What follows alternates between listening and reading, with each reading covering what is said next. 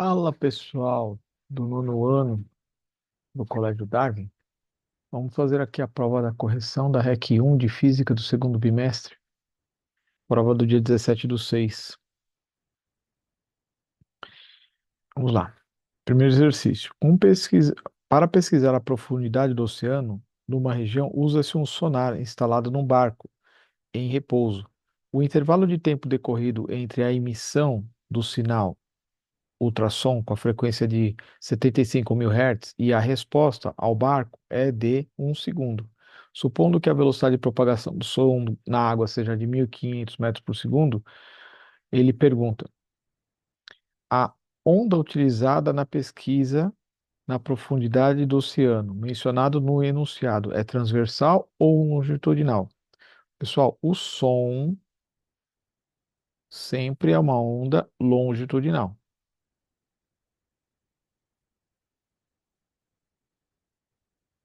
Porque ela vibra perpendicular, não, ela vibra na mesma direção que se propaga.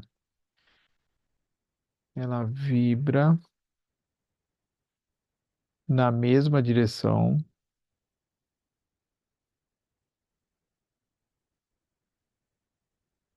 da propagação.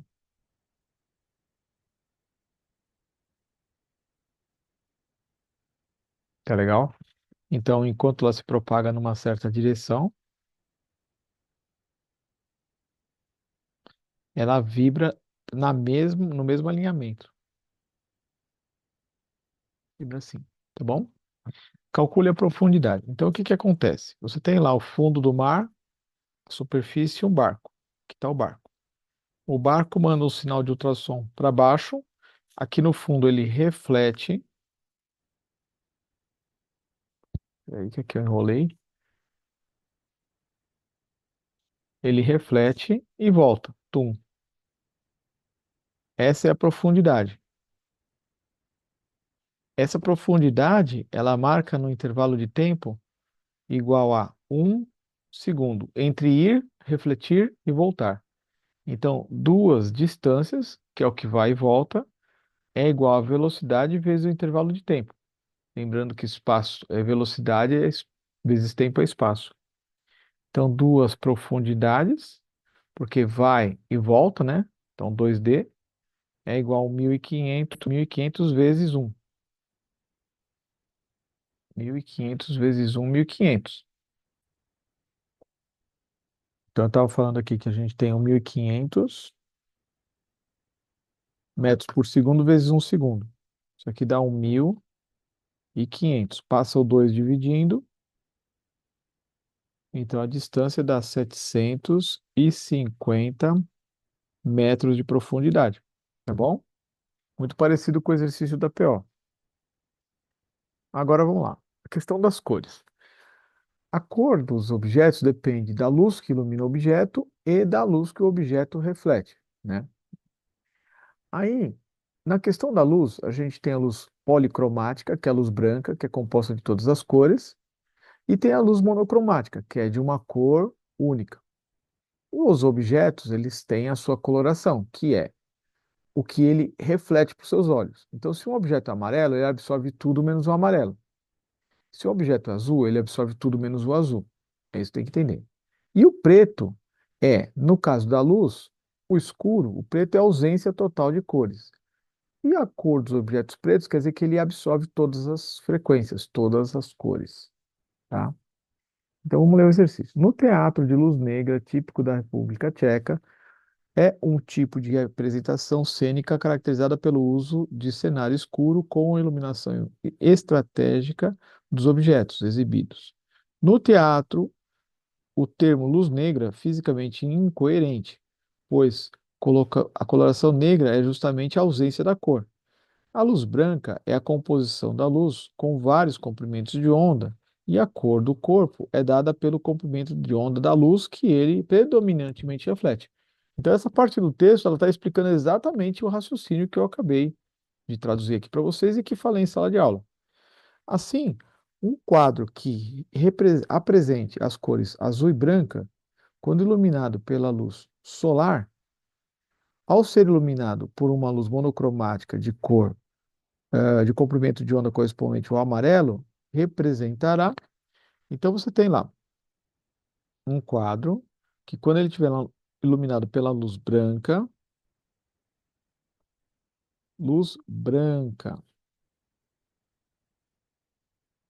ele vai ter uma parte que é da cor, já até me perdi aqui. Uma parte é azul e a outra parte é amarela. Só que ele pega o mesmo quadro e ilumina por uma luz azul, desculpa, uma parte era azul e a outra parte era branca. Então, na luz do sol é isso que a gente vê.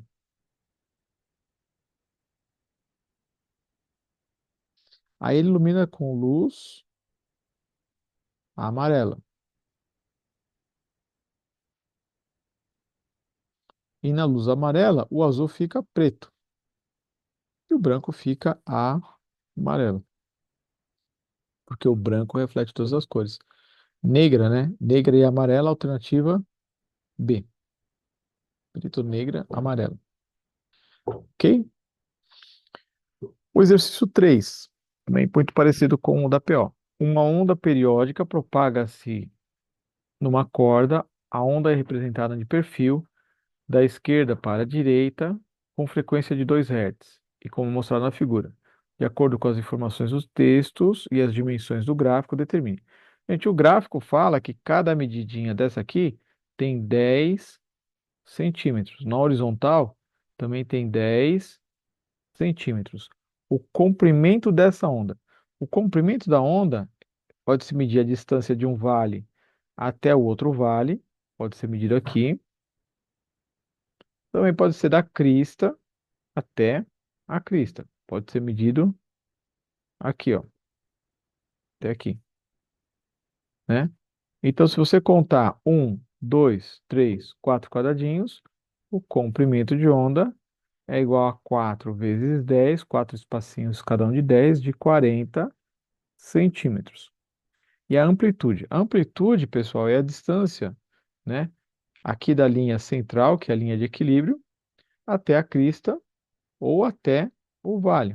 Então, supondo que a gente faça a medida aqui nessa posição que é o equilíbrio, a gente vai ter um quadradinho para cima e um quadradinho para baixo. Então, a amplitude vai ser a medida de 10 centímetros. Deixa eu escrever aqui.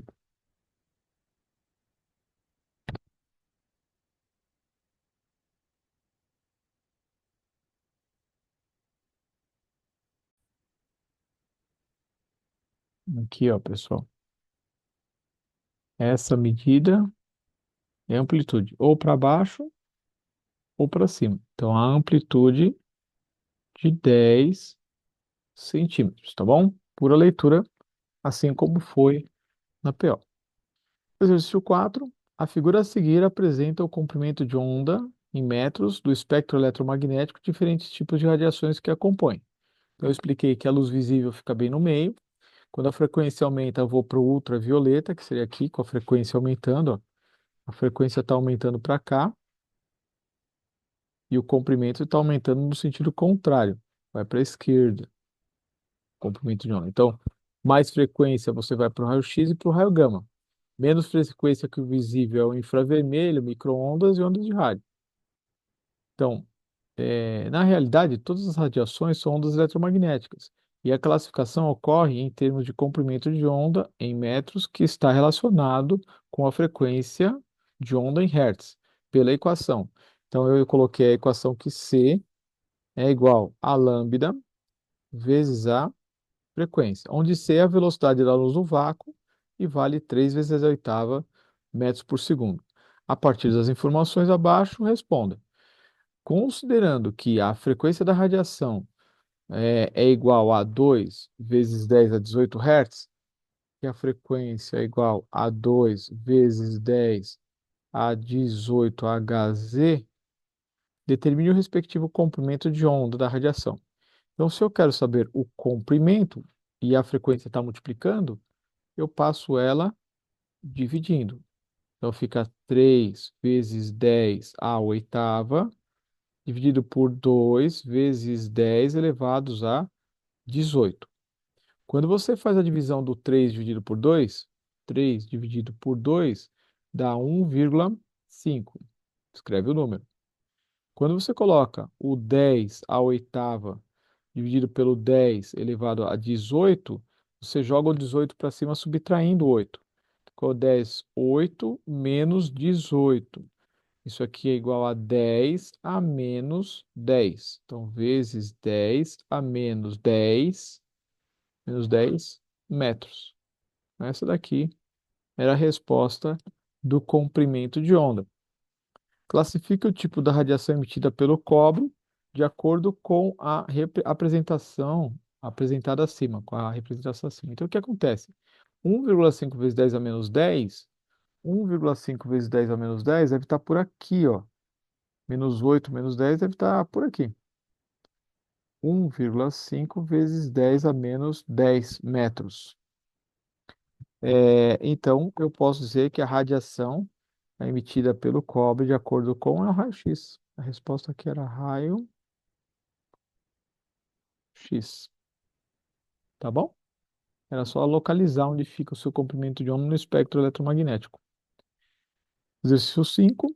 A potência de um chuveiro elétrico ligado numa rede doméstica de tensão 220 volts é P igual a UI, onde a resistência do chuveiro é proporcional ao comprimento do resistor. A tensão U e a corrente elétrica I do chuveiro estão relacionados pela lei de Ohm, URI. Deseja-se aumentar a potência do chuveiro mudando apenas o comprimento do resistor. Então, o que que acontece, pessoal?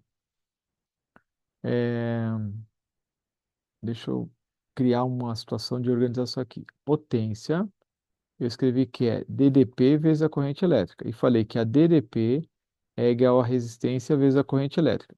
E falei que aqui no texto diz que a resistência do chuveiro é proporcional ao comprimento. Então, resistência é proporcional ao comprimento. Quanto maior comprimento, maior resistência. Quanto maior resistência, menor corrente elétrica. Quanto menor corrente elétrica, menor potência. Então, ao aumentar a potência, a água fica mais quente ou mais fria? Fica mais quente, porque a potência ela é igual à energia transferida para a água por unidade de tempo. Então, quanto maior for a potência do chuveiro, mais energia ele transfere para a água no mesmo intervalo de tempo. Para aumentar a potência do chuveiro, então a resposta é quente. Para aumentar a potência do chuveiro, o que deve ser feito com o comprimento do resistor? Exatamente ao contrário, tem que encurtar, certo? Se o comprimento diminui, a resistência diminui.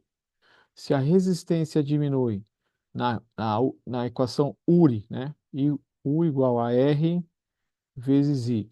Se a resistência diminui, a corrente elétrica aumenta.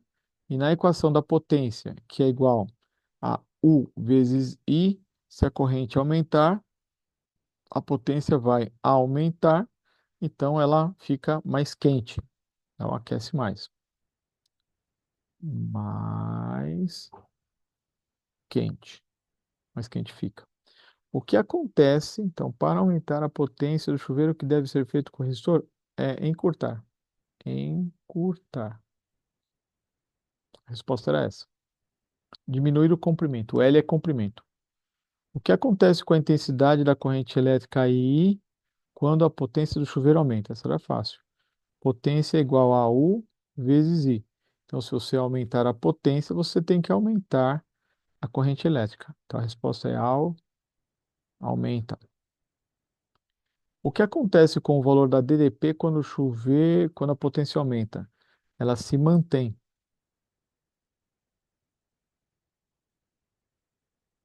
Ela se mantém, tá bom? A DDP não está em questão.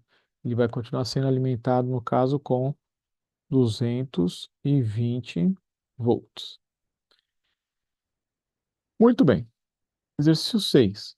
A figura 1 representa um ímã permanente em forma de barra. Supondo que a barra tenha sido dividida em três pedaços, colocando-se lado a lado os dois pedaços, nos extremos, como indicado na figura 2, é correto afirmar. Bom, a gente sabe que polos opostos se atraem, polos iguais se repelem.